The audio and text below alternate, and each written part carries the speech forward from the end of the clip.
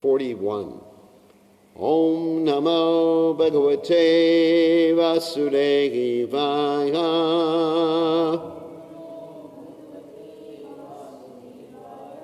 Om Namo Bhagavate Vasudevaya. Om Namo Bhagavate Vasudevaya.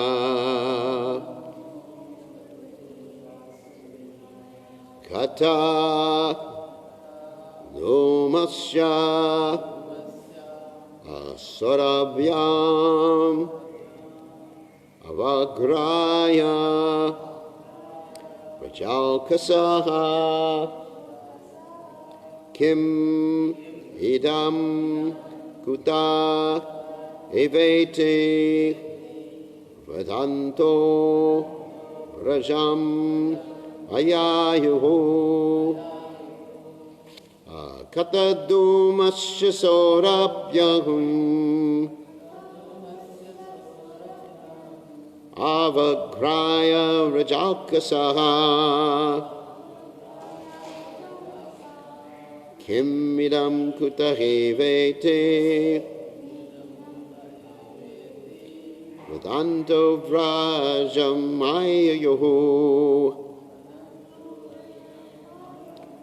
Katadumasya Sorabhyam Avagraya Rajalkasaha Kimidam Kutahevete Vedanto Vrajamayahu Katadumasya Sorabhyam Avagraya Rajalkasaha Kimidam Kutahevete Vedanto Rajamayahu. Okay.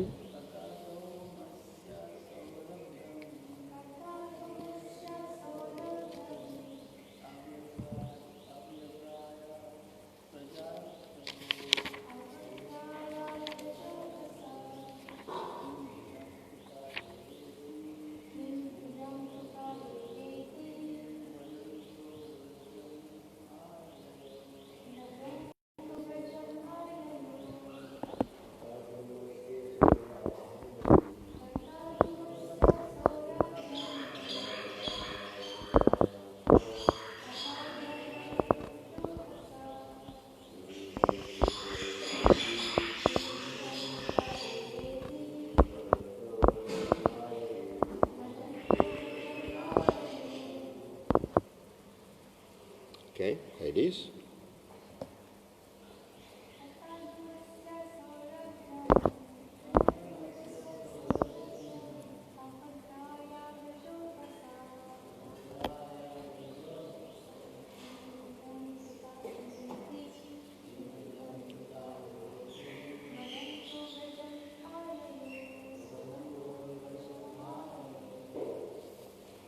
Alrighty.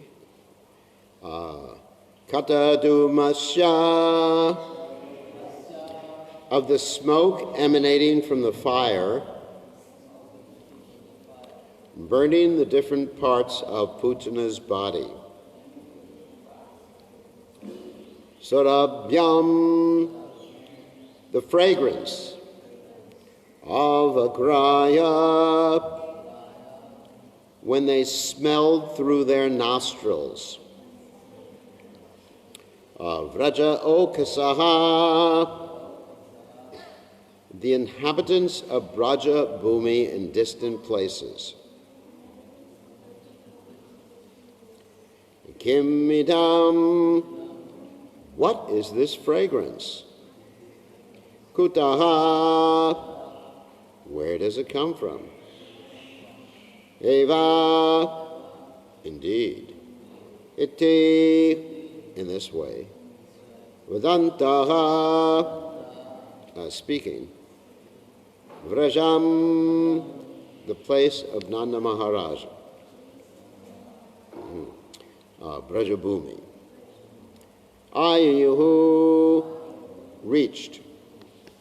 Translation: upon smelling the fragrance of the smoke emanating from Putana's burning body, many inhabitants of Brajabhumi in distant places were astonished.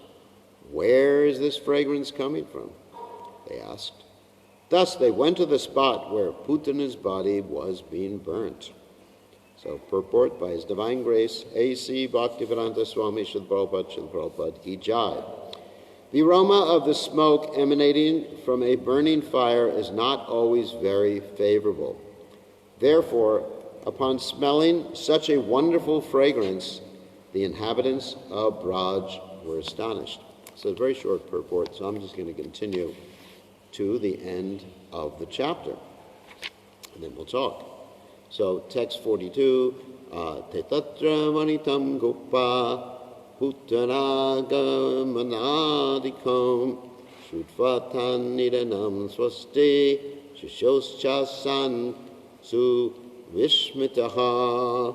When the inhabitants of Braj, who had come from the distant place, heard the whole story of how Putana had come and then been killed by Krishna, they were certainly astonished, and they offered their blessings to the child for his wonderful deed of killing Putana. Nanda Maharaj, of course, was very much obliged to Vasudeva, who had foreseen the incident and simply thanked him, thinking how wonderful Vasudeva was. Text 43. Nanda Swaputra Madaya Pricha Gattam Udaradaki Murdyupagraya Paramam Muram Lebe Kurudvaha. O Maharaj Parikshit, best of the Kurus, Nanda Maharaj was very liberal and simple. He immediately took his son Krishna upon his lap as if Krishna had returned from death, and by formally smelling his son's head, Nanda Maharaj undoubtedly enjoyed transcendental bliss. So Srila Prabhupada explains that Nanda Maharaj could not understand how the inhabitants of his house had allowed Putana to enter the house, nor could he imagine the gravity of the situation. He did not understand that Krishna had wanted to kill Putana and that his pastimes were performed by Yoga Maya. Nanda Maharaj simply thought that someone had entered his house and created havoc. This was Nanda Maharaj's simplicity. And so, finally, text 44. Yaitat Putana Moksham Krishna Syarva Kamadbhutam Ashrunuyat Shrateha Markyo Govinde Lavate Ratim. Any person who hears with faith and devotion about how Krishna, the Supreme Personality of Godhead, killed Putana, and who thus invests his hearing in such childhood pastimes of Krishna, certainly attains attachment for Govinda, the Supreme Original Person. And Prabhupada explains, the incident in which the great witch attempted to kill the child, but was killed herself, is certainly wonderful. Therefore, this verse uses the word adbhutam, meaning specifically wonderful. Krishna had left us many wonderful narrations about him. Simply by reading these narrations, as they are described in Krishna, the Supreme Personality of Godhead, one gains salvation from this material world and gradually develops attachment to and devotion for Govinda Adi Purusha. So, thus end the Bhaktivedanta purports of the 10th canto, 6th chapter of the Srimad Bhagavatam, entitled The Killing of the Demon Putana. So, Om Magana Timiranda Shat Dharanjana Shlakaya Chaksur Meditam Yena Tasmai Shigurave Namaha. So, when Krishna comes down to this earth planet, one of the things he does, or several of things, is Paricharanaya Sadhunam Vinashaya Chaduskritam. He comes to kill demons. And when he kills the demons get benefited.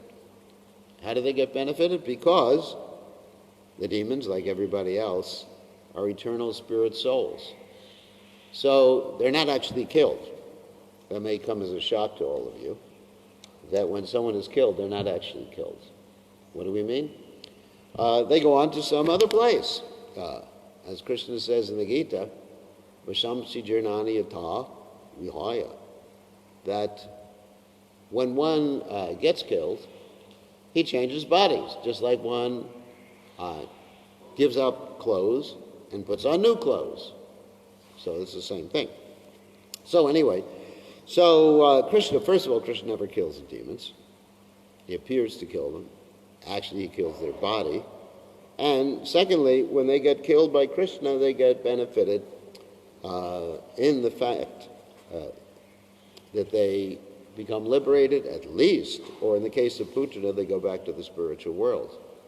So these personalities that Krishna kills the body of are not ordinary personalities.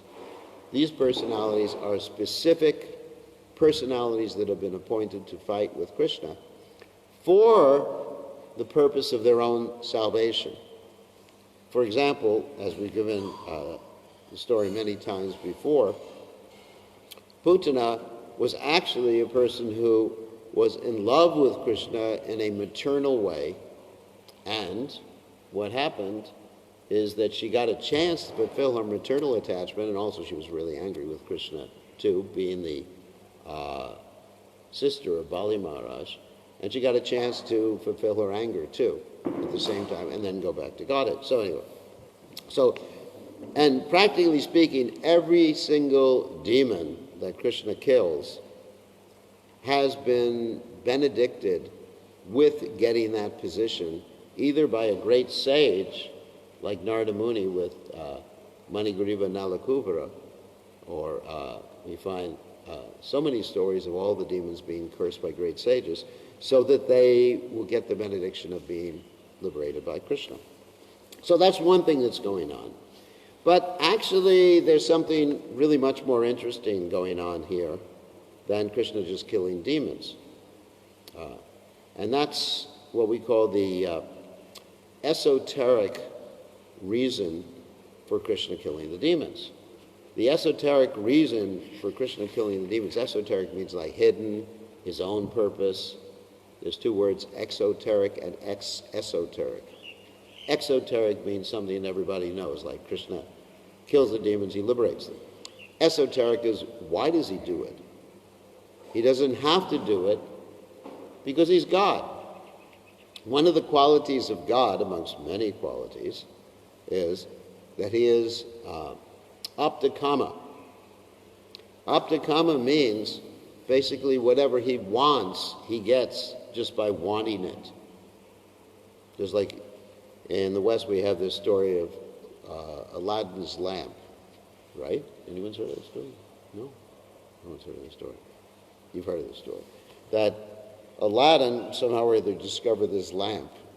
This is actually a story that's told in the 1001 Arabian Nights book. That's a whole other story within a story. And so he gets this lamp and he rubs it and a genie pops out, and the genie says, "Your wish is my desire."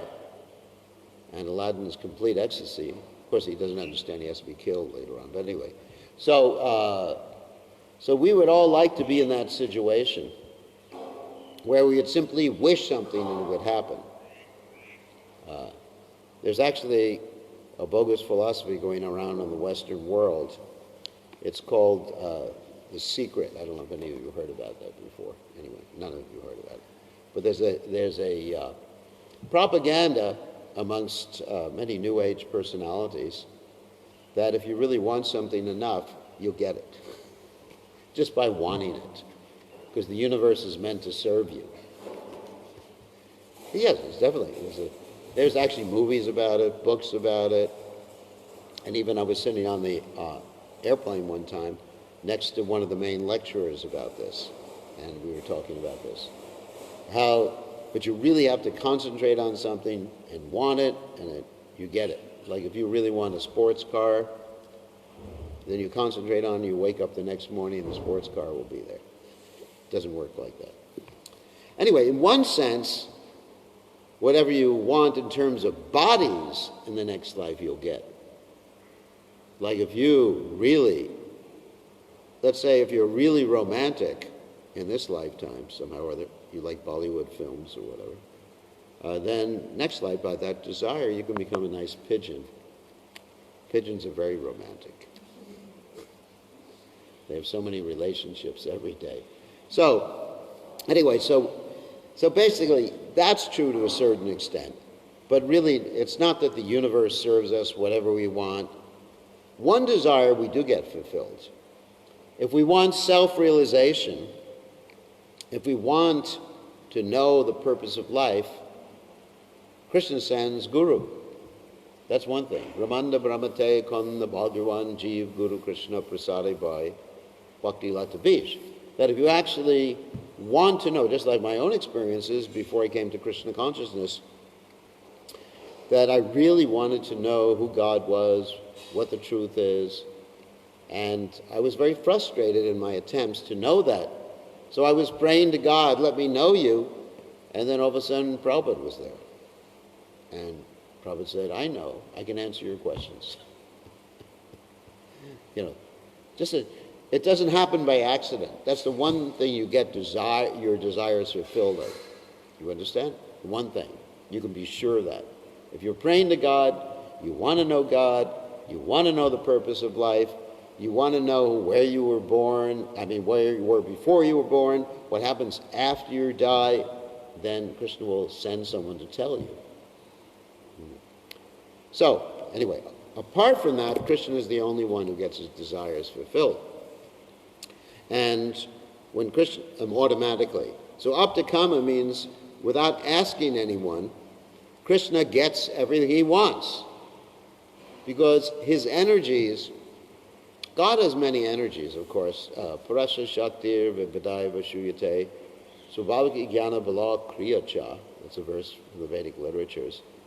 That his energies are all first-class servants of him.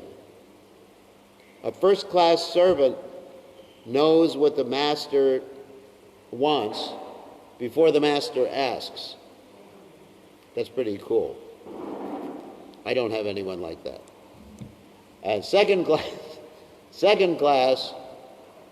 the master or the boss has to ask. And the second-class servant, he likes what he's doing. He does it with great devotion. He or she does it with great devotion. Jai Gurudev. And does it. So, and then the third-class servant does what the boss asks.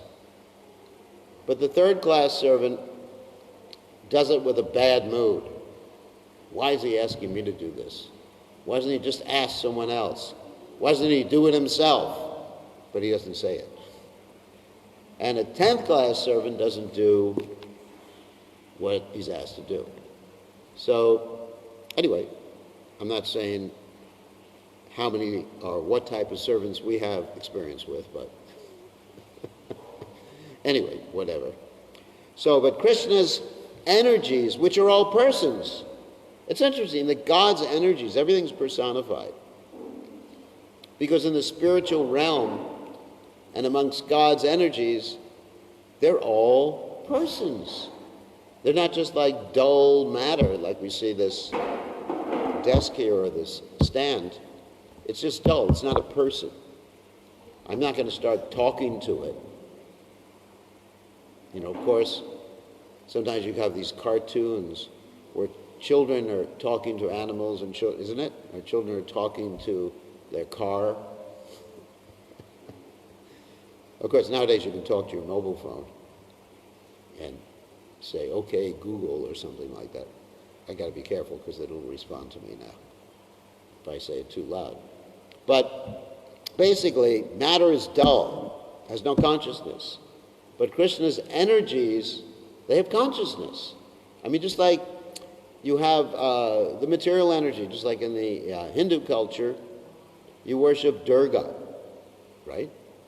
You all worship Durga. Hopefully not. Hopefully you understand that by watering the root of the tree, that is worshiping God, everybody else gets watered, everybody else gets worshipped. That's Krishna consciousness. So we don't have to worship the demigods anymore. No need. Anyway, the demigods are all servants of God. So basically, we all understand there's Durga, who is the material energy, and she is also called Vaishnavi. She's a pure devotee of Krishna. And then Durga expands from the internal energy, the spiritual energy of Krishna. That's Yogamaya, and she's a pure devotee of Krishna. And Yogamaya expands from the other Shaktis, and then ultimately all the Shaktis expand from Srimati Radharani. And I don't think we need to mention that Radharani is a pure devotee of Krishna. Because Radharani is, her whole consciousness is pleasing the Supreme Personality of Godhead. So therefore, all these energies, they serve Krishna directly when Krishna wants. And so there's no need, getting back to the point, there's no need of Krishna coming down to kill demons. Because the energies could do it. The devotees could establish religious principles. The energies of Krishna can protect the devotees and protect pious people. So there's no need. So why does Krishna spend his time dealing with witches? Or spend his time dealing with these different entities that he killed? The answer is, Krishna's having a good time. When we talk about God, we should understand that he is the supreme enjoyer, doesn't need to do anything, doesn't need to go to work. All of us need to do something to accomplish something. Like many of you have to go to work, or some of you are retired. But at least your work is preaching, right? Like with Jairam, his work is preaching. It's not that he's retired. He's vanaprastha. So he has to work, because if he wants to bring people to Krishna consciousness, what do you have to do? You have to go out. You can't just sit here and say, Krishna, send everybody. It doesn't work. You can worship the deities in the temple till you're blue in the face, and people are not going to come unless you go out. So we have to work to accomplish something. But Krishna doesn't have to work to accomplish anything. So why does Krishna spend his time doing it? Why doesn't Krishna just sit back and relax? Have Lakshmi or his girlfriends massage his feet. Actually, even when the Lord, as his expansion, the Mahavishnu, creates the universe, we may say he's relaxing, but he's creating the universe at the same time. So why does Krishna do this, with the killing of the demons? Because he's Rasa Raj. So Rasa Raj means he's the enjoyer of different tastes. Rasa means taste. Just like all of you, you like different tastes when you're tasting food, right?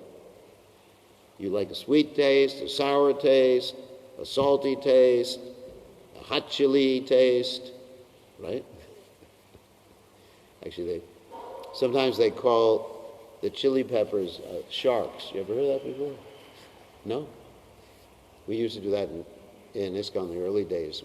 People would put a lot of chili peppers in the dal and said, look at all the sharks swimming around.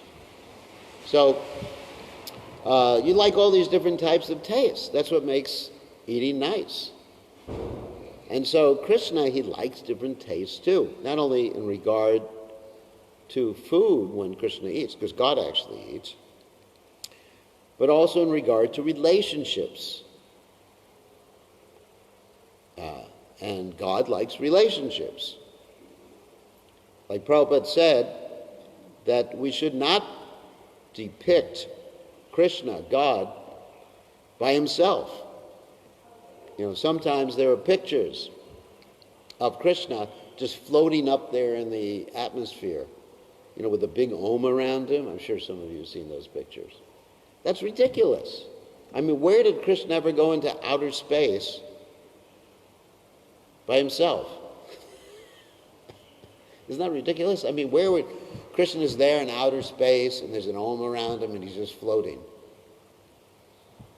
Doesn't even have a spacesuit to go into outer space. So what's the use? But actually, wherever Krishna is, he's surrounded by his devotees who have relationships with him. And that's what he's enjoying. Krishna enjoys relationships more than anything else.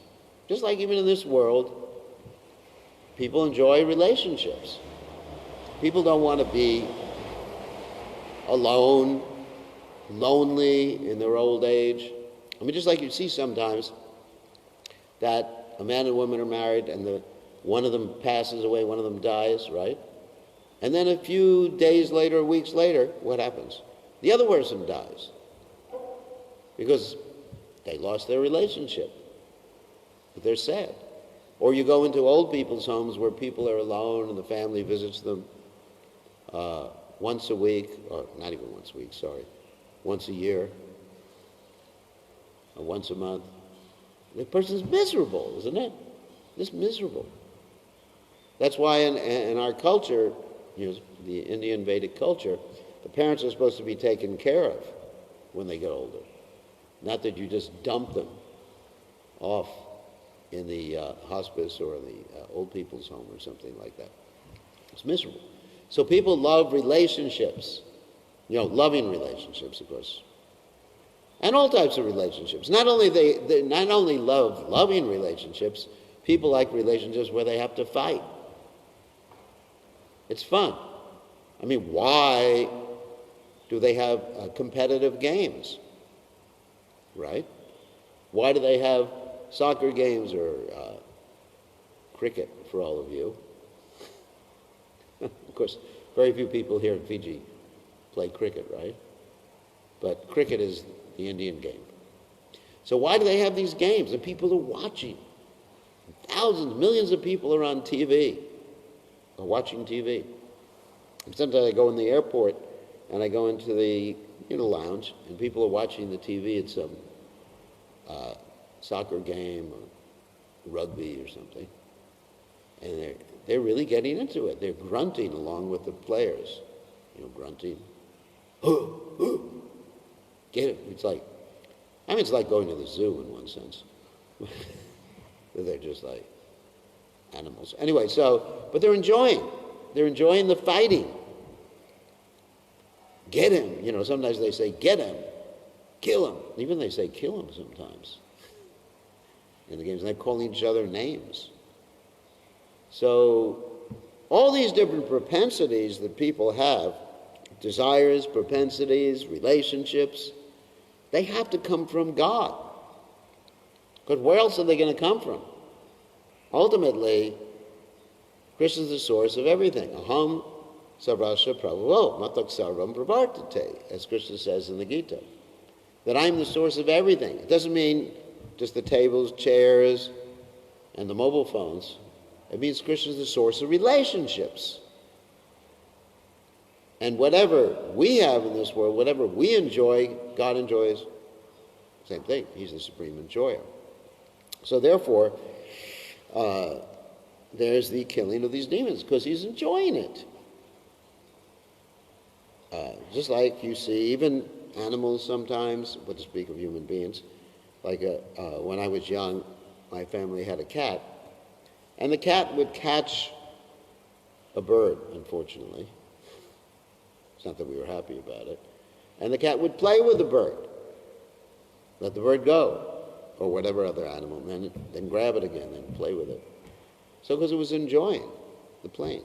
Or you see little children, or even little animals like little kittens. They play with each other. They're enjoying. Or people are wrestling, or people doing, everyone has different types of activities. Or people like music. When I was young, I went to music school. And so you enjoy playing different instruments, enjoy doing this. And so why can't Krishna also play an instrument? I mean, this may come as a shock to people in the Western world. That God, he's a musician? Shocking to them. Not to me. It's not shocking to me. Because he likes it. He plays the flute. Balaram plays a buffalo horn, right? So, I mean, Krishna may play other instruments we don't know about. I've never heard of him playing a guitar, but anyway. So he enjoys. He's a musician, he's a fighter, he's romantic, everything. He's an intellectual, composes the Vedic literatures. I'm the compiler, as Vyasadeva. So he's an intellectual, he's a preacher, Bhagavad Gita. He even becomes the driver of a car. Partha Sarati. That means he's the driver of Arjuna's cart. He likes stealing things. He steals butter. He's tricky. He feeds it to monkeys. He likes lying sometimes. That's Krishna, isn't it? That's pretty amazing. If you think God plays instruments, I mean, if you explain that, you go to the Christian church, and you say, did you all know that God plays an instrument? Did you all know that God steals things? Did you know that Krishna lies, God lies sometimes? Did you know that God likes driving the chariot for his devotee? Did you know that God has girlfriends? They probably put you on a cross and burn you alive if you told them that. Isn't it? I mean, it's just like, what's wrong with you, Hare Krishnas? But if you don't think like that, you are actually minimizing God. If you think that God is simply some old guy who can't do anything except for give life, like the Michelangelo picture in the Sistine chapter. He reaches out to Adam, the first person, and he gives him life, and that's it. That's all he can manage to do. Or even in Western theology, they have this conception of God being the prime mover. That means he starts everything, but after that it gets out of control. There was one man who wrote a book. His name was Harvey Kushner. Sounds like Hare Krishna.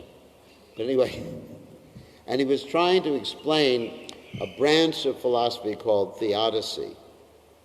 That branch is, why do bad things happen? It's the justice of God, basically. But why do bad things happen to good people and good things happen to bad people? So he's trying to explain it. We have an explanation. Our explanation is karma. If a bad thing happens to a good person, it's because the last life they did something bad. And they're getting reaction for it. For every action, there's an opposite reaction. That's Newton's law. For every action, an opposite reaction. So we can explain it. But in other philosophies, they can't explain it. So he tried to explain it by saying that God is a good guy. He's nice, but he lost control. He started the whole game going. Just like sometimes in a sporting game, you have someone who throws the first ball or something like that, start it all going. Sometimes a politician will do that. But the politician doesn't play the game. So in other words, God starts the whole game, but it's too much for him after a while. But that's not God. If we actually want to understand who God is, then he's everything, and has everything, and does everything, and enjoys everything. He's not less than us. He's infinitely greater than us. That's the nature of Krishna. That's the nature of God. So here Krishna is doing all this stuff, enjoying like crazy, and liberating these demons, giving them ecstasy, like Putana becomes his mother, ultimately, in the spiritual world. And that's the nature of God. And by hearing about these things, that's what the word Krishna means, we become liberated, because we get so attracted. And then our own lives, where we try to do these things, it just becomes like nothing in comparison.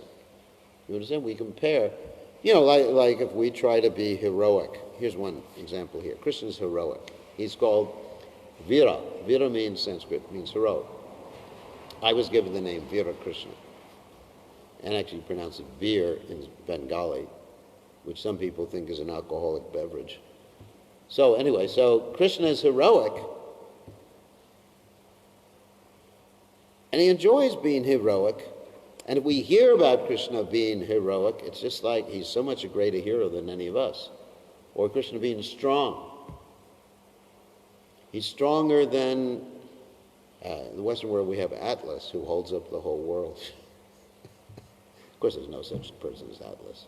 We know that's Seshanag. So he's stronger than the strongest, more intelligent than the intelligence, most intelligent. He's more famous than the most famous. He's more beautiful than the most beautiful. He has amazing activities more than anybody else in this material world, more than any Bollywood star, Hollywood star, or anyone else. So we hear about this person, Krishna, and that's what the name Krishna means. Krish. And the name Krishna, that is the syllable, Krishna, means to attract. Just like in English you have this word tractor. You've heard of a tractor? Even here you have tractors. Tractor means something that pulls. So Krishna attracts. Krish. Just like a description of a Vaishya's, Krishi Gauraksha Vanijan Vaishya Karma Svabhavajam in Bhagavad Gita. It means, Vaishya means a farmer. It means someone who uses a tractor. Or not tractor in Bhagavad Gita, it means someone who uses a bull. Because the traditional tractor in the Vedic system was a bull, not a machine. And that's a tractor that can reproduce itself. Nobody's come across a mechanical tractor that can reproduce itself, have they? No. Mechanical tractor, you got to buy the parts, get a new one ultimately when it breaks down. But a bull can reproduce itself. You get new bulls. Of course, you need a cow to do that too. The bull can't do it by itself. So, anyway, Krish means attract. And na means two different things. First of all, it means to negate the material suffering. It's nice, isn't it? Adibodic, adidaivik, adiatmic sufferings. Sufferings from other living entities, sufferings from the material energy, or sufferings from our own body and mind. That's what na means. Gets rid of all sufferings. Another meaning of na in the word Krishna is ananda. Ananda means bliss, ecstasy. So the word Krishna means to attract you with ecstasy. Krishna attracts everybody. That's a wonderful name for God. It's much more interesting than any other name, practically any other name. I mean, there's nice names like Govinda, pleaser of the cows, pleaser of the senses. Also means pleaser of the senses. Because you worship Krishna, your senses get pleased. If you try to please your senses otherwise, that means you try to please your tongue, your eyes, your sense of touch, then you simply get frustrated. Avartam gyanametena ganino nityavayana kamarupena kontiya dushprena lenacha. So therefore, hearing about these activities, as Prabhupada says in his purport, one gains salvation from this material world and develops attachment to and devotion for Govinda. It's so wonderful. And that was my experience before I came to Krishna Consciousness Movement. Someone gave me a Krishna book, which is basically what we're reading from now. It's not exactly the Krishna book, but it's the Krishna book is the summary study of the 10th canto of Srimad Bhagavatam. And I became so attracted that I couldn't forget. I read one story about Krishna stealing butter and feeding it to monkeys, and I couldn't get it out of my mind. It just like absorbed my mind. I mean, I didn't understand what was going on, but it was so attractive that it drew me to become Krishna conscious. So as far as presenting Krishna consciousness is concerned, we simply have to present Krishna's pastimes and who will not be attracted, except for people who are engaged in killing the soul or killing animals. I mean, it's important, actually, if we want to be attracted to God's pastimes, to avoid grossly, karmically, vikarmic activities. That means bad karma activities. And the worst bad karma activity is to kill animals. It's bad. Because there's another living entity. You're causing pain to another living entity. Even if you buy the animal in the supermarket, the animal, you're paying for the animal to be killed. You're still responsible. Just like if I pay a person to kill someone else, I can still go to jail or prison. Because I'm responsible. Not only the person who kills, but the person who pays the person who kills. So there's personal responsibility in this world. That's the law of karma. It's not simply some mechanism that God has given us to torture us. It means that we're personally responsible for our actions. And nowadays, people don't want to take personal responsibility for their actions. You know, someone will say, I can't give up drinking because I'm an alcoholic. You know, that's an excuse. Do it. I can't give up smoking because I'm addicted. Well, do it. You can do it. But people just don't take personal responsibility. So karma means you got to take personal responsibility. Whatever you do, you get a reaction for it. You harm someone else, you're going to suffer. To teach you a lesson not to harm others. Isn't it? When we see a living entity being hurt, we should just feel their pain is our pain. That's a spiritualist. That someone else's pain is our pain. Because we are all connected. We're all parts and parcels of Krishna. We're all brothers and sisters. Like if we see our parents or our brothers or sisters get hurt, we feel it's very painful because we have this connection. So when we understand our connection to everybody, then we feel the same way. If someone, even a little fish gets hurt. Anyway, so if someone can avoid that, they'll be attracted to Krishna's pastimes. That, of course, is the first chapter of the 10th canto of Srimad Bhagavatam, verse 4. Nivrittatarshar upagimana pavoshada shrota mano biramat kautama shloka grananavadat puman virajeta vana pashubnas. Not. That's exactly what that verse says. That the pastimes of Krishna can alleviate us, can free us from all types of misery. And everyone will be attracted to them, except those who are killers. So, okay. 7 o'clock. Any questions or comments, arguments, problems, issues? No? Everybody's sleeping?